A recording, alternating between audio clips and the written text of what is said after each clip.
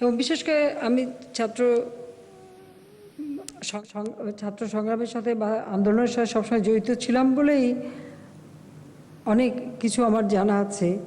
তখন আমাদের ছাত্র নেতাদের অনেকে, বিশেষ করে আমার নাম বলতে আপত্তি নেই, যেমন সিরাজুল আলম খান, আব্দুর রাজ্জাক সহ, সেখানে তোফায়েল সাহেব সহ আরও অনেকে ছাত্র নেতারাও 32 নম্বরে এসেছে।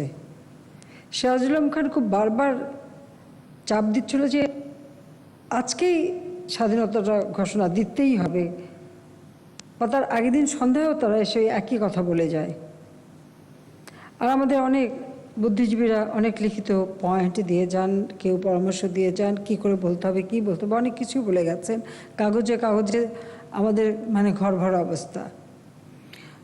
সিরাজুল আলম খান যখন এই কথাগুলি বলে, বঙ্গবন্ধু শেখ মুজিব কিন্তু একদিকে আব্দুর রাজ্জাক আর একদিকে সিরাজুল আলম খান, এখানে শেখ ফজলুল হক মনি সকলেই ছিল। তো শুধু সিরাজুল আলম খানকে বঙ্গবন্ধু বলেছিলেন একটি কথা বারবার আমার কানে এখনও বাজে, বলেছিলেন, Siraj, leader should lead the lad, lad should not lead the leader.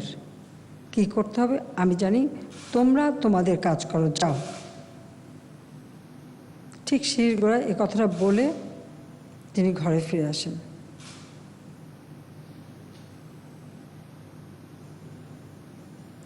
প্রতিটি ক্ষেত্রে, সংগ্রামের ক্ষেত্রে, আন্দোলনের ক্ষেত্রে একটা পরিমিতি বোধ কিন্তু থাকতে হয়। 7ই মার্চের ভাষণ যখন দিতে যাবেন, তখন আমার মায়ের একটাই পরামর্শ ছিল, সারাটা জীবন সংগ্রাম করেছো তুমি, তোমার মনে যে কথা আছে তুমি ঠিক সেই কথাটাই বলবে, কারো কথা শোনার তোমার প্রয়োজন নাই। এই ভাষণটা তিনি যখন দেন, আপনারা দেখে দেন চশমাটা টেবিলের উপরে রাখা, তিনি বলে যাচ্ছেন তার মনের কথাগুলি। এবং এই ভাষণের ভিতরে আপনি 3টা স্তর পাবেন।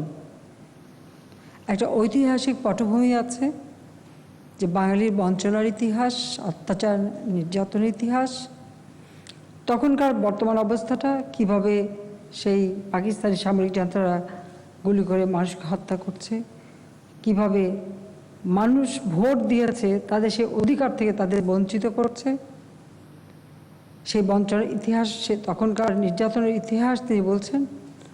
আর সবচেয়ে গুরুত্বপূর্ণ বিষয় হলো, এই ভাষণের মধ্য দিয়ে তিনি একটা যুদ্ধের প্রস্তুতি নেবার সকল নির্দেশনা দিয়ে গেছেন।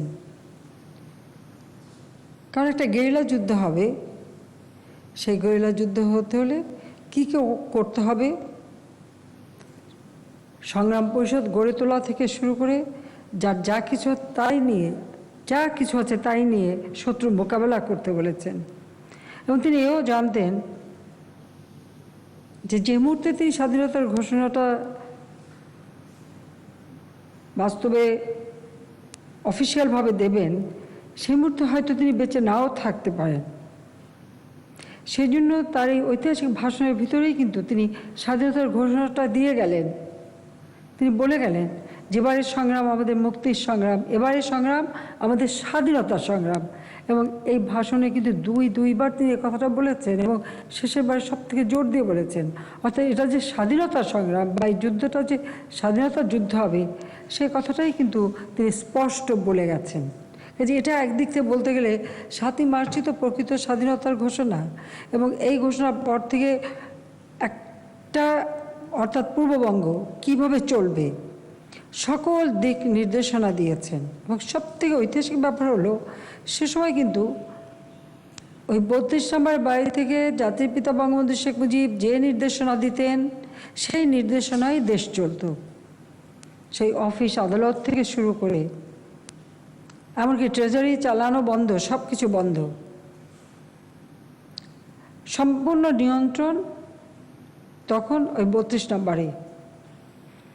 এমনকি ইয়াহিয়া খান যখন এসছে এই পূর্ববঙ্গে, বাংলাদেশে কোনো বাঙালি বাবুর্চিখানায় কাজ করতে চায়নি। বাধ্য হয়ে তখন প্রেসিডেন্ট হাউস থেকে ফোন এসেছিল যেন 32 নম্বর থেকে একটু বলে দেওয়া হয় যে রান্নাঘরে যেন বাবুর্চিরা একটু কাজ করে, তেমনই একটা অবস্থা তখন। আমি জানি না পৃথিবীতে আর কোথাও এ ধরনের অসহযোগ আন্দোলন হয় কিনা, কিন্তু এই ভাষণের মধ্য দিয়ে যা যা নির্দেশনা তিনি দিয়েছেন, ঠিক সেই নির্দেশনা এদেশের মানুষ অক্ষরে অক্ষরে পালন করেছে। যুদ্ধের সময় রণক্ষেত্রে আরেকটি বিষয় খুব গুরুত্বপূর্ণ, সেটা হলো যেহেতু জনগণের ম্যান্ডেটটা তিনি পেয়েছেন, তিনি জনগণের নেতা এবং তার কথাই এদেশের মানুষ মেনে নিচ্ছে, সেদিক থেকে এ বাঙালি তখন তার অধিকার পেয়েছে, তার স্বাধীনতার অধিকার, স্বশাসনের অধিকার, কিন্তু সেই অধিকার থেকে পাকিস্তানি জান্তারা বঞ্চিত রেখেছে। তো সেই জায়গাটায় পাকিস্তানিরা বসে থাকেনি, তার যে কোনো সময় আক্রমণ করতে পারে এবং আক্রমণ তারা করবে, এ প্রস্তুতি তারা নিয়েছে। আর তার মোকাবেলা করবার জন্য বাঙালিকে যুদ্ধ করতে হবে, কিন্তু এই ক্ষেত্রে কে আক্রমণকারী হবে আর কে আক্রান্ত হবে এটাও কিন্তু রণক্ষেত্রে একটা বিশাল জিনিস, যেটা আন্তর্জাতিক সমর্থনের ব্যাপারে। এই ক্ষেত্রটাও যদি একটু বিবেচনা করেন যে জাতির পিতা বঙ্গবন্ধু শেখ মুজিবের যে রণকৌশল, তিনি নিজের জীবনটা ঝুঁকিতে ফেলে বাংলাদেশের মানুষ যেন স্বাধীনতা পায় সেদিকে লক্ষ্য রেখেই কিন্তু তিনি এই রণকৌশল হাতে নিয়েছিলেন। যে মুহূর্তে পাকিস্তানি শাসকরা নিরস্ত্র বাঙালির উপর ঝাঁপিয়ে পড়ল, সেই মুহূর্তে কিন্তু তিনি তার এই স্বাধীনতার ঘোষণাটা প্রচার করা শুরু করালেন।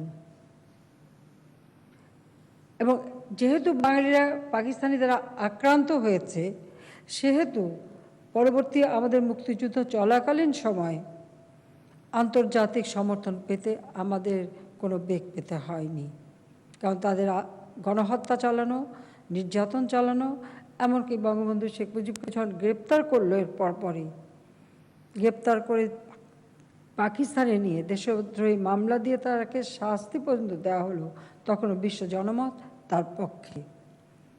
এবং আমরা আমাদের বন্ধু প্রতিম দেশের সহযোগিতায় আমরা মুক্তিযুদ্ধে এবং আন্তর্জাতিক সহযোগিতায় আমরা কিন্তু বিজয় অর্জন করলাম।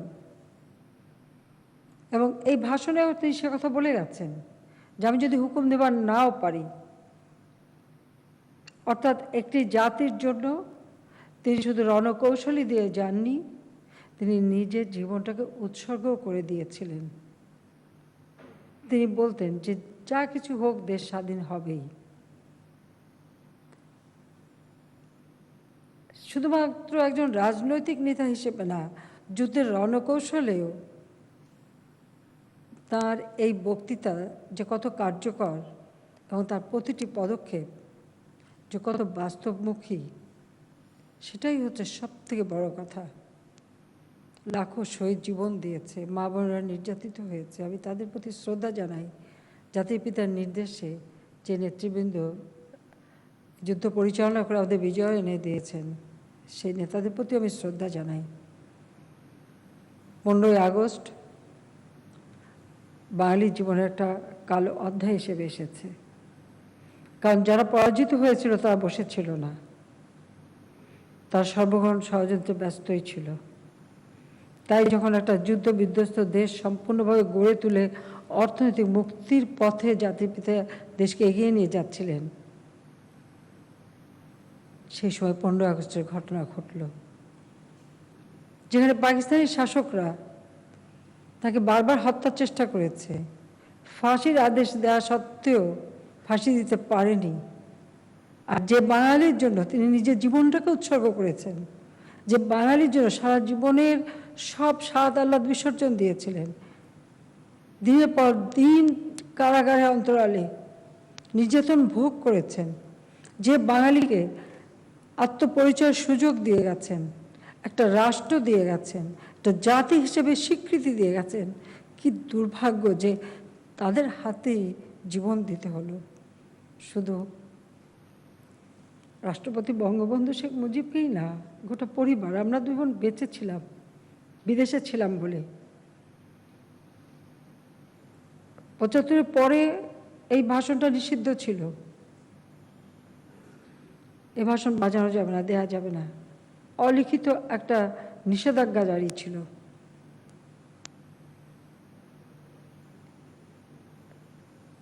ইতিহাসকে এত সহজে মুছে ফেলা যায় না, সত্যকে কখনো দাবিয়ে রাখা যায় না, আর বাঙালিকে দাবায় রাখা যায় না। এটা তো জাতিপিতা বঙ্গবন্ধু শেখ মুজিবই বলে গেছেন তার ৭ই মার্চের ভাষণে। তাই দাবায় রাখতে পারে নাই। আজকে সত্য উদ্ভাসিত হয়েছে। আজকে এই ভাষণ বিশ্ব স্বীকৃতি যেমন পেয়েছে, তেমনি জাতিসংঘের প্রতিটি ভাষায় এই ভাষণটা অনুবাদ করা হয়েছে। প্রতিটি ভাষায় এটা অনুবাদ করে প্রচার করা হচ্ছে। ইউনিসেফ সেই পদক্ষেপটা নিয়েছে। আমাদের প্যারিসের যিনি রাষ্ট্রদূত, তিনি আমাদেরকে এটা জানিয়েছেন। যে ভাষণ তার নিজের সৃষ্টি, বঙ্গবন্ধু শেখ মুজিবের নিজের সৃষ্টি, বাংলাদেশে একদিন নিষিদ্ধ হয়ে গিয়েছিল, আজকে জাতিসংঘে সেটা স্বীকৃতি পেয়েছে। জাতিসংঘের প্রতিটি ভাষায় এই ভাষণটা অনুবাদ করা হয়েছে, বিশ্ব স্বীকৃতি পেয়েছে। সারা বিশ্বের সবথেকে শ্রেষ্ঠ ভাষাগুলি, যে ভাষাগুলি মুক্তিকামী মানুষকে উদ্বুদ্ধ করেছে, সেই ভাষাগুলির মধ্যে, সেই ভাষণগুলির মধ্যে সর্বশ্রেষ্ঠ ভাষণ হিসেবে স্বীকৃতি পেয়েছে ৭ই মার্চের ভাষণ। আর বাংলাদেশের জনগণের প্রতি আমি কৃতজ্ঞতা জানাই এই কারণে, ৮১ সাল থেকে ৮০ সাল থেকেই যে সংগ্রাম, তারই সাফল্য আজ ৫০ বছর পূর্তিতে আমরা দেখে যেতে পারলাম যে ঐতিহাসিক ৭ই মার্চের ভাষণ আজ বিশ্ব স্বীকৃতি পেয়েছে, এবং বাংলাদেশের মানুষও আজকে এটা শুনতে পারছে, জানতে পারছে, চর্চা করতে পারছে, জানার আগ্রহ বাড়ছে, এর অন্তর্নিহিত অর্থ খুঁজে বের করার চেষ্টা করছে। এখানেই তো সবথেকে বড় সাফল্য, যে আজকে বাঙালি জাতি আজ মাথা উঁচু করে দাঁড়িয়েছে, বাংলাদেশ আজকে উন্নয়নশীল দেশের মর্যাদা পেয়েছে। ইনশাল্লাহ জাতির পিতার আকাঙ্ক্ষা আমরা পূর্ণ করব। বাংলাদেশের মানুষ তার রাজনৈতিক, অর্থনৈতিক, সাংস্কৃতিক মুক্তি পাবে। সে মুক্তির পথে অনেক দূর আমরা এগিয়ে গেছি। ইনশাল্লাহ আমরা জাতির পিতার স্বপ্নের সোনার বাংলা গড়ে তুলব। সবাইকে আন্তরিক ধন্যবাদ জানাচ্ছি। জয় বাংলা, জয় বঙ্গবন্ধু, বাংলাদেশ চিরজীবী হোক।